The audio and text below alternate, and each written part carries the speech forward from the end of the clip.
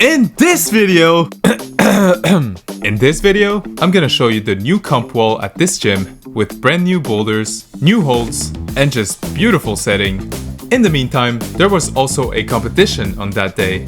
So there were other cool qualifying boulders, and then other boulders had some weird ass Adam Andra type of shit. But in this video, I will only show you the boulders from the new comp wall, because all of these boulders were top tier quality.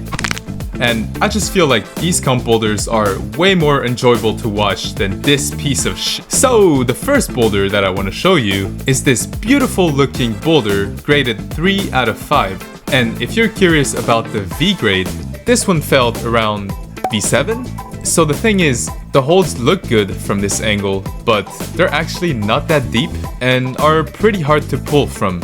And I know some of you haters are gonna say, B2 in my gym.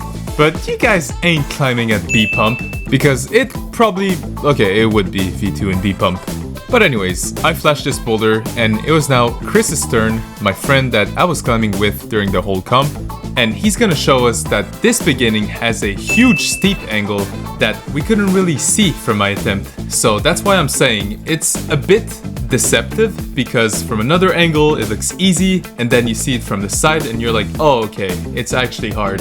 So that's definitely one part about climbing that's a bit annoying, trying to prove that the boulder is harder than it looks. But I think this is probably a relatable feeling for everybody that climbs. Anyways, Chris is making a quick work of this boulder on his second try, and for this move, he made it look a lot more comfortable, because he could fit in the box and lift his right foot up and go a bit more controlled into that capped crimp, instead of me just pulling from one foot and going a little dynamic into the crimp, which was a bit more risky. And for the last section of this boulder, I saw a bunch of people falling on this last move, but honestly, the first moves were definitely harder, so I was glad he did not choke, and with both of us getting this boulder, we moved on into the next one. This blue boulder is a 5 out of 5, which means it's the hardest grade that they set in this comp wall.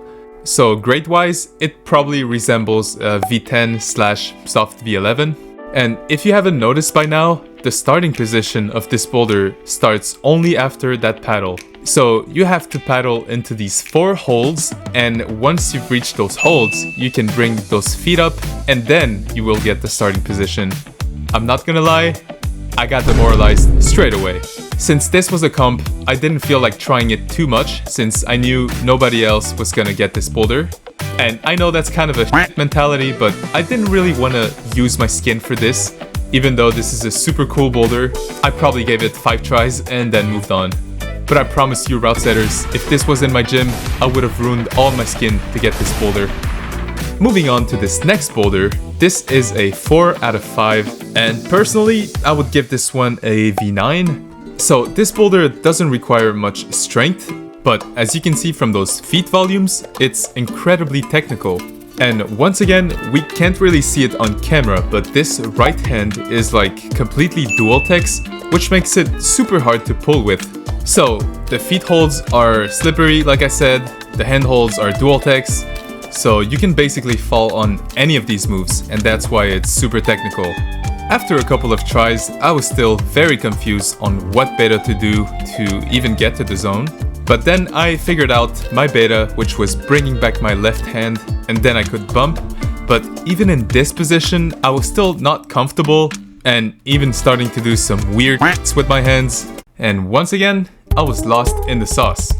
I was so lost that I even considered just jumping into the dual tex, which was probably not the best idea. But that stupid fall brought me back to reality, and I was starting to understand something. The beginning wasn't too bad, after falling a couple of times, of course. But as I went back to this position, the handholds were good enough for me to just stand on that complete dual tex, and I could basically just walk my feet over there and go a lot more static and controlled than my previous attempt. So once I reached that zone, I did not want to fall here. So I decided to reach like a big monkey, and in this position I used some mobility to lift my foot up and just went for the dyno at the end.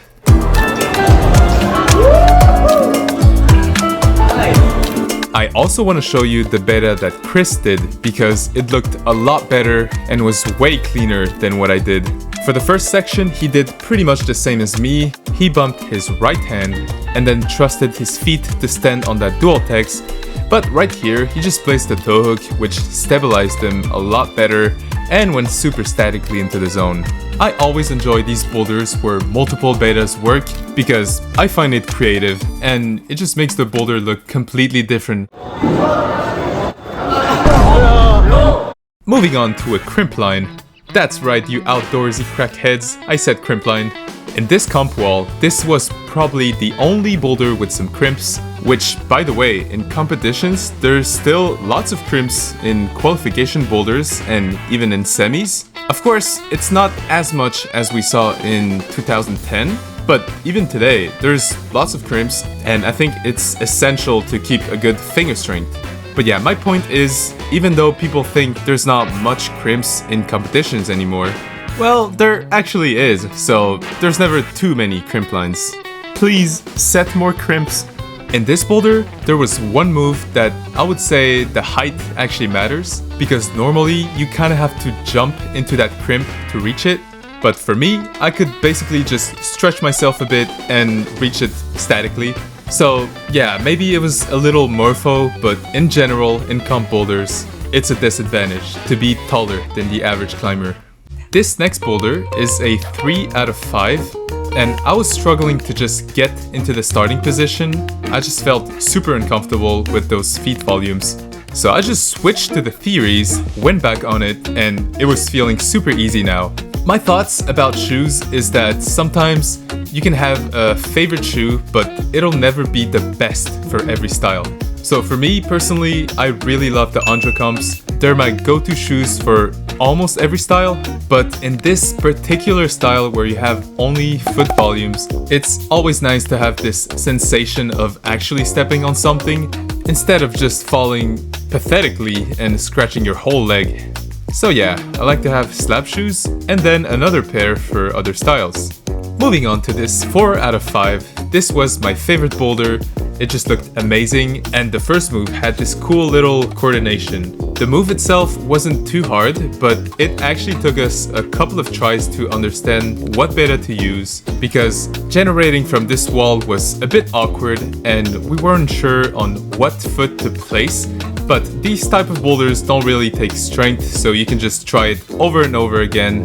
So I finally understood what worked for me, and I was feeling close to sticking it. And even if I knew what to do, it was still not really easy to execute.